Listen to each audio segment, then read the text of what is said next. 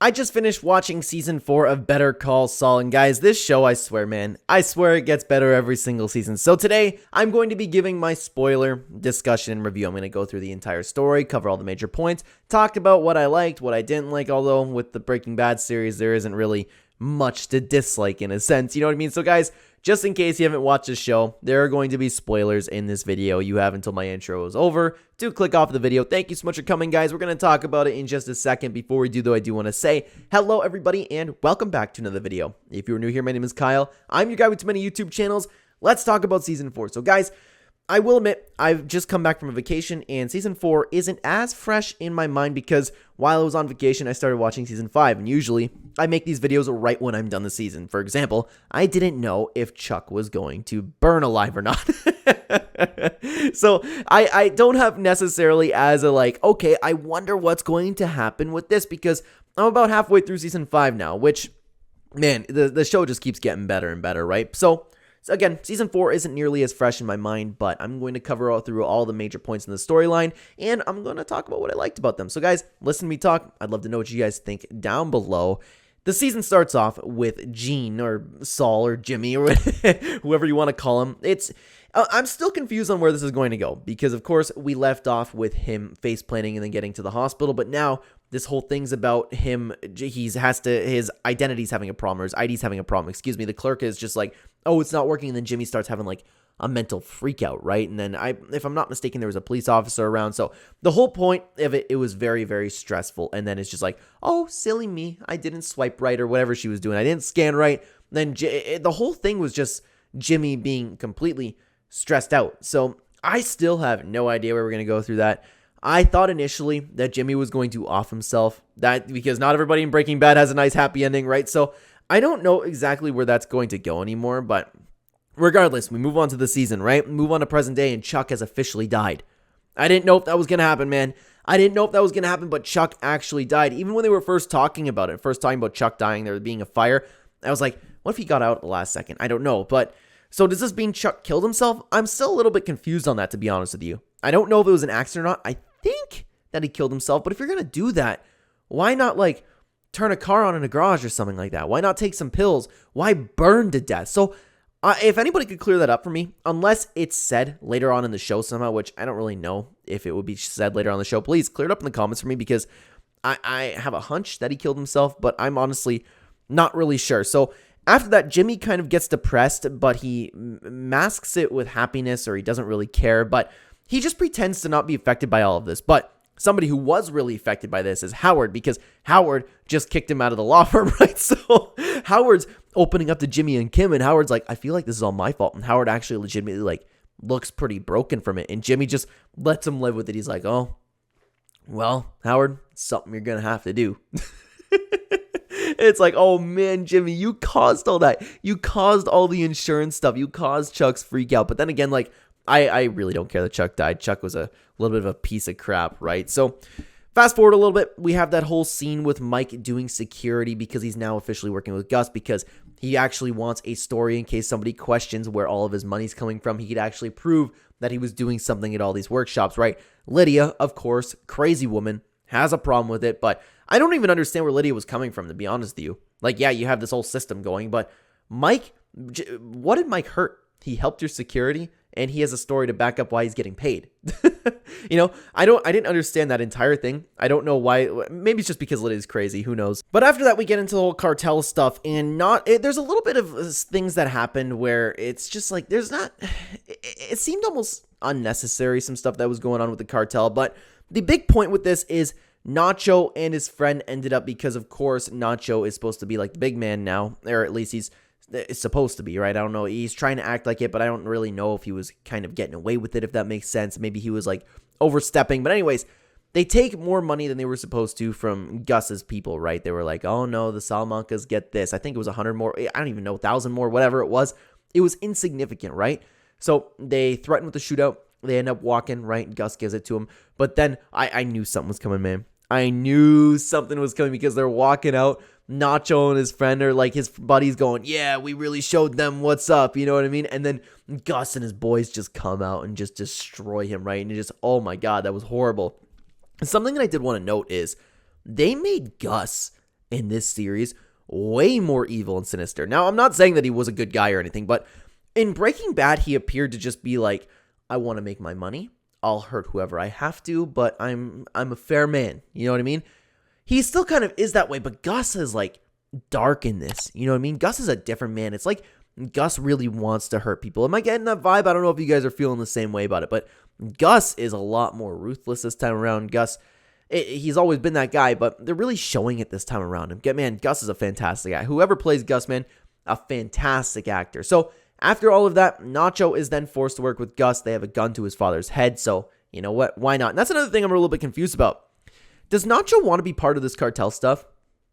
I'm a little bit unsure because as the series progresses, I feel more and more bad for Nacho and all the stuff that he endures, right? But I'm like, okay, you got to remember what kind of piece of crap this guy is too, the kind of stuff that this guy does.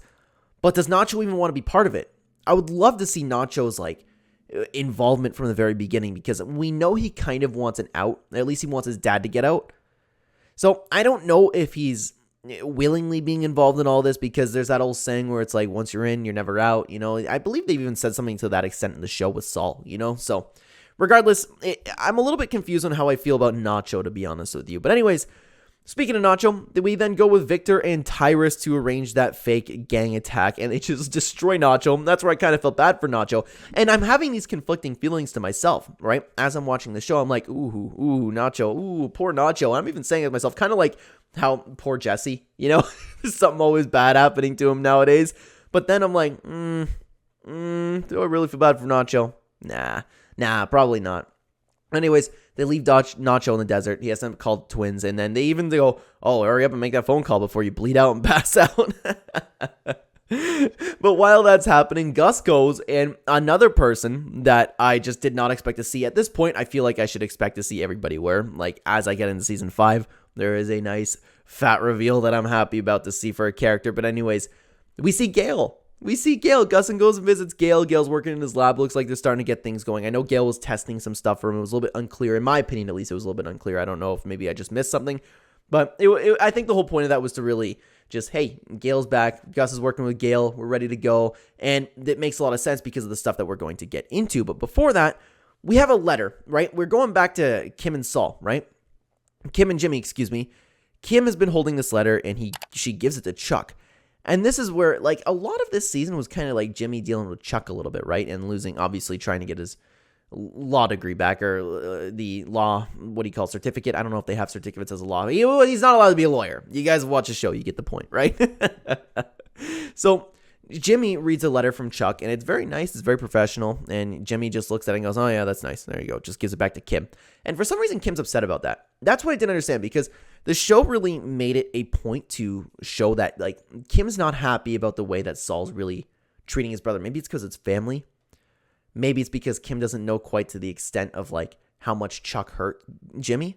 I don't really know, because, to be honest with you, I'd feel the same way. I'd feel the same way about Chuck after all that. I would be the same way Jimmy kind of was, in the sense where it's I would try for family, but sometimes you just can't get through to family. No matter what you do, it's just not in the cards, right? So I'm a little bit confused too. Now that I'm talking about this, I guess there's quite a bit of confusion coming into this season, coming into the storyline. I'm confused about Nacho. I'm confused about Kim. I was confused about something else that was going on. I'm confused about Gene. You know, I'm having trouble understanding. So I don't know why Kim gets all bent out of shape about it. You know, did she even like Chuck? I don't know. But anyways, so after that, Jimmy ends up getting a job at the cell phone store after applying and going for interviews. That was, to be honest with you, a little odd, him just turning down jobs, right? But anyways, he got a job at the stealth store. He was bored, but you know what? It was putting food on the table. But Nacho and the twins eventually get revenge for the people who they ended up staging with the gang fight, and it turns out it was all just because it would get Gus more territory. It was just Gus making a move, right? They just went in, absolutely destroyed everybody. After that, Mike and Gus do meet because Gus finds out that Gus finds out that Nacho was planning to kill Hector. Mike knew about it, and then Gus goes to Mike and is like, why didn't you tell me? And then Mike is just being straightforward. It's like, it wasn't my job. Mike's one of my favorite characters in the entire Breaking Bad series, man. I love that guy. So after that, we actually see a brand new episode. It brings us to a flash forward with Francesca and Saul during the Ozymandias episode, because Saul is going to become Gene, he's going to disappear forever. Little unclear whether or not Francesca is going to disappear. I don't think she did, but they're shredding files and they're bickering to each other. It's like, to be honest with you, I don't really know. Again, here I am confused. I hope you guys enjoy me talking about this, man, because if you could clear any of this in the comments, I would appreciate it. What was the point in showing all that? Don't get me wrong, it was interesting. I would love to see more of what Saul was doing behind the scenes in Breaking Bad. I would love if they were to make another side series on that, or even if that goes into season 6. I don't even know where season 6 is going to go into. Probably not, but you never know, right? You never know. I kind of have a prediction on how that's going to play about, but I'll save that for the season 5, right? But other than that, it showed them stressing out, during Ozymandias, everything was kind of going to crap. I don't know what the point of that whole flash forward was, but again, very, very interesting to see. But after that, it brings us back to 2003, 2004, wherever it's set, right? So Jimmy ends up succeeding in selling more phones by advertising privacy. You can hide from the big man, right? That's what he was advertising, and people really liked it. After that, he gets the idea for prepaid phones, and it's nice to see, again, where all of this ties into Breaking Bad. I didn't think about this. Maybe it's the whole cell phone thing, because didn't they show cell phones in the Ozymandias flash forward? Maybe because he made a call and destroyed it. Oh. Video's kind of all over the place today, guys. But anyways, so Jimmy starts selling the prepaid phones. It's working like crazy. He ends up selling them at night, doing some night shifts by himself, but then he ends up getting mugged, which I don't know how he didn't see coming, especially with somebody who's been on the streets for that long, right? It's not shocking to me at all. But between and while that happening, we have Mike starting to gather people to build Saul's lab under the laundry, which I didn't expect, to be honest with you. I thought it was just kind of going to be built. Maybe we would see it in Better Call Saul, but I actually, in this entire season, I kind of believe that I was the most interested in that entire storyline. Now, there's not much to say because they keep going on the building. There was some setbacks, people getting along, people bickering.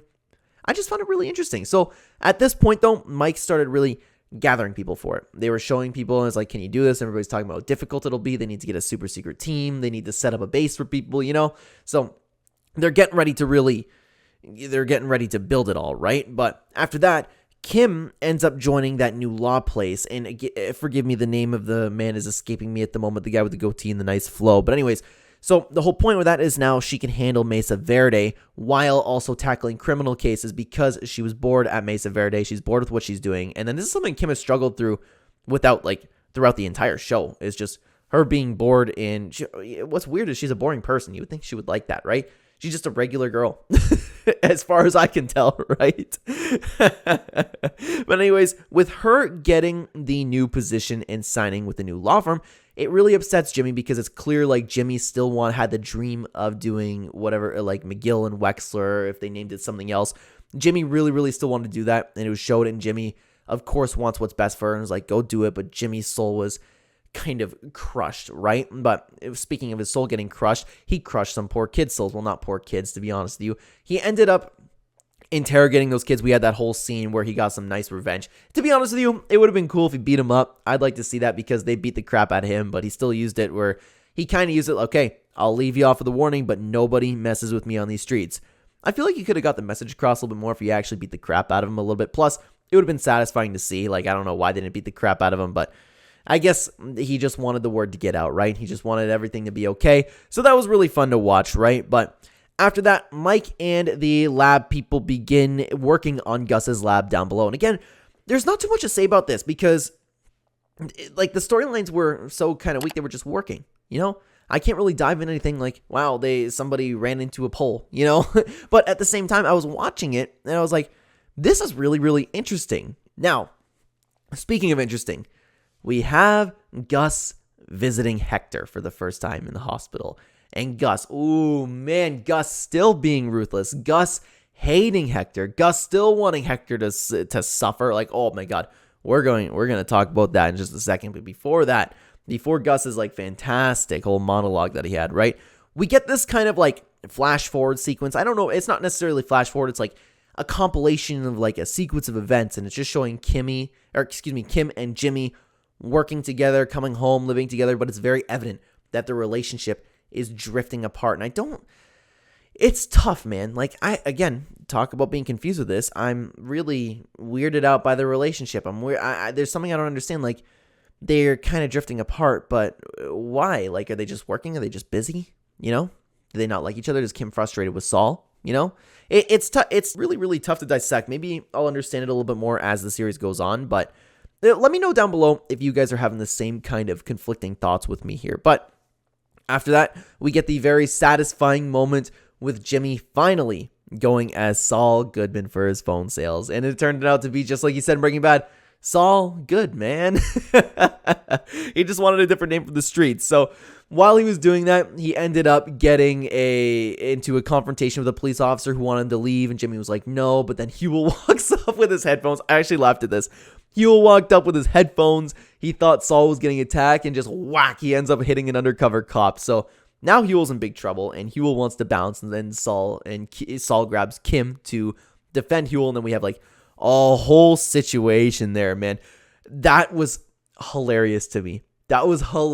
Because they wanted to make a big deal and just kind of overwhelm the people looking over Huel's case, right? And just to let him go, just to drop the charges. Because honestly, I mean, assaulting an officer, that's horrible, but you gotta understand Huel's circumstances.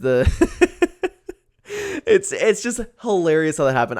That was probably my favorite part of the entire season, was this whole church thing, because Saul used all the prepaid phones, right? Set up a fake website, made Huel out to be like this absolute saint. So they're actually calling all of these numbers that are donating to the website or like campaigning to the website. He's like, yeah, we're getting a whole church bus. We're coming down. All this one time, my Huel just helps everybody. Huel has the kindest heart. And then it's just like, every single person that picked up the phone was saying something beautiful about this random guy named Huel. And they're like, oh, we're going to bring everybody from the church down and just pray for our man Huel.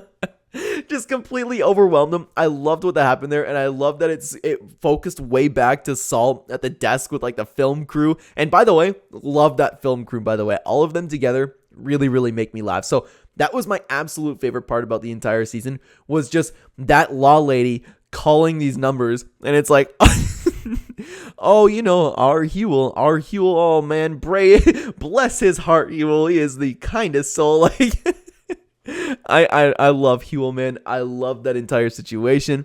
It was such a great thing. But after that, we get a little bit darker, to be honest with you, because we find out why Hector is the way he is, and it's because of Gus. I mean, I'm okay with it. Hector's a piece of crap, but Gus, he was getting better, right? And we had that hint towards it too with what Gus was saying. He let him suffer, right? So why did I say Huel? Excuse me. So Hector, his mind is there, but his body isn't. Gus dismisses the doctor at the perfect time before his body's healed, but his mind's healed. His mind's there and his body's not working. So he's sitting there suffering. So then that makes it better because we know that Hector's all there now. And then Gus and Breaking Bad talking to Hector through all of this.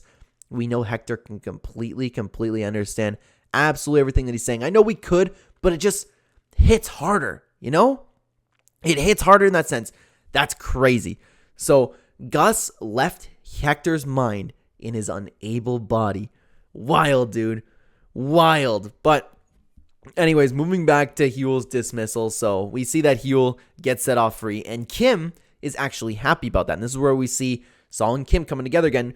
And here's where I'm weirded out about Kim again, because Kim's sick of her boring life, but she's a boring person. So when she does something like that, you could claim like something Slippin' Jimmy would do, right?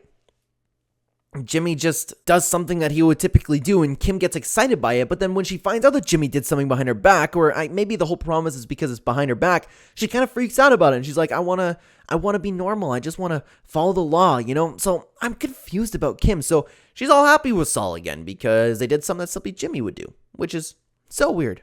So weird to me. But anyways, we have the introduction of a character next named Lalo Salamanca, and he's introduced the shop while Nacho appears to be running things. He's this laid-back guy, but you could just tell he's like an absolute killer, right? And it's a little bit tough because I don't know what to make of this guy yet, because I'm a little bit into Season 5, and I'm not going to talk about that right now, but he seems like, oh yeah, this laid-back guy, this cool guy, just working, like, yeah, I'm buddies with the Salamancas, and that's where he was kind of coming off then, right? So we just get introduced to him. But then we move on to Jimmy's law application ends up getting denied because he sits back and it's tough because I don't know if Jimmy actually believed all this because he was really, really upset. He's like, it was genuine. I meant everything that I said, but I don't know if I would have come to the same conclusion because they were like, oh, we don't believe that you were being honest, Jimmy, because he was sitting back and saying stuff like, I have never learned a better lesson in my life. I have done nothing but sit back, reflect, and he was making this big performance about it, right? I would have thought it was dishonest. I knew it was dishonest, So did Jimmy actually think that he was being honest in that sense? That's where I'm really confused. So he goes up, he starts freaking out at Kim, and Kim's like, okay, it's because you didn't mention Chuck, and Chuck is the whole reason why you were in this place. And then Jimmy's like, why would I? Jimmy started freaking out on her and then started going, oh, well, you don't like me until boring Kim's life and just wants to go out and just when I'm bored with my life, I come hang out with Jimmy and started like completely going off on her, which was honestly completely unwarranted. Now, the thing that Kim mentioned about Chuck is because she thinks that he should have mentioned Chuck and that would have made them really consider him to be back a lawyer. But I mean, I guess that makes sense, but maybe he just didn't. I think it was more of the dishonest thing, because he was saying all the right stuff. It was just dishonest. So I don't really know what to make of that, to be honest with you. Other than that, while we're waiting for that whole thing to resolve, Werner, one of the workers, goes missing and escapes. He wants to go see his wife. So we have that entire chase sequence, which is really interesting because you can't have anybody escaping from the lab, right? And we have Lola Salamanca following. He's trying to get a hold of him, right? Mike's trying to find him. Gus's guys are trying to find him. This guy ends up being at a hotel, right? And Mike, after so many situations, he ends up on the phone with Lola and starts leaking just a little bit, but not nearly enough. And before that, he started just talking about what he was building to some random people at a bar. So there was already some distrust there and some distastement in Gus's camp, right? So after that, which was, that's a little bit tough because once Mike finds Werner, he tells him to send his wife home and there's nothing he can do. And Mike ends up shooting him. Mike has to shoot him. I don't know if he was he must have been following orders, right? But he ended up being too much of a problem. He missed his wife too much and he was talking to too many people. He was just becoming nothing but a liability. And you can't have somebody like that in a business that they're doing and trying the business that they're conducting down there. You can't have a guy like Werner there. And what sucked was he seemed like a genuine guy. But then again, criminal. So I have a tough time feeling bad for him, right? And you could tell Mike really didn't want to kill him, right? Because Mike actually built a relationship with this guy and Mike actually had to end up killing him in that. So that was pretty tough to watch because Mike was just like, I'm going to do it and just walk away. Just look at the stars or something. I don't remember exactly what he said, but that was a really tough moment to watch. But we're flying to the end here. We're flying to the end, guys. Jimmy ends up having his appeal, right? And he starts talking about Chuck and living up to the name McGill. They buy it. So Kim was totally right. He was right. And it was quite a convincing performance, but knowing the entire season how Jimmy kind of felt about Chuck, I was more so on the side of, okay, he's just kind of saying this for no reason, but maybe because he's been bottling up all of his emotions and not talking about that, maybe it's how he actually felt. He wanted to live up to the name McGill, but he was going as Saul Goodman.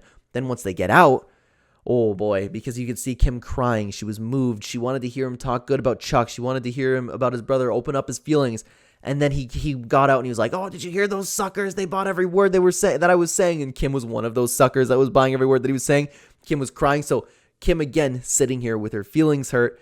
Maybe that stuff like that is why their relationship is strained a little bit. So I don't know if they're going to last, man. They can't last, right? But anyways, so Jimmy ends up being a lawyer again. He ended up just talking about Chuck and just making up a bunch of stuff, right? And Kim, again, is upset with him internally. Now for Kim. I want to touch on this because I have a prediction right now because nothing really expands in the few episodes of season 5 that I'm in. Obviously, they can't be together unless they're really hidden in Breaking Bad. Obviously, they can't be together by the time Better Call Saul is over.